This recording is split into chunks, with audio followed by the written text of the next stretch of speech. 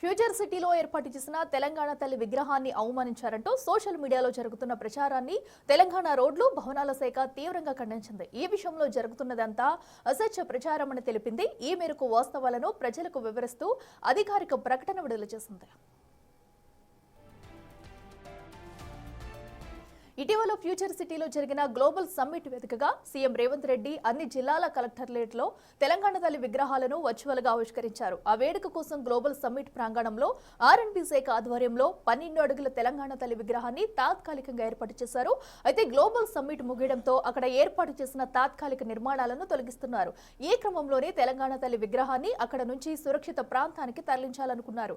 అయితే విగ్రహానికి ఎలాంటి డ్యామేజ్ జరగకుండా ఉండాలని ముందు జాగ్రత్తగా విగ్రహాన్ని భద్రంగా పక్కకు వాల్చి క్లాత్ ర్యాపింగ్ చేశారు. విగ్రహాన్ని తరలింపు కోసం పక్కకు వాల్చిన సమయంలో ఎవరో దురుద్దేశపూర్వకంగా ఫోటోలు తీసి సోషల్ మీడియాలో పోస్ట్ చేశారని ఆర్ఎండ్బి శాఖ పేర్కొంది.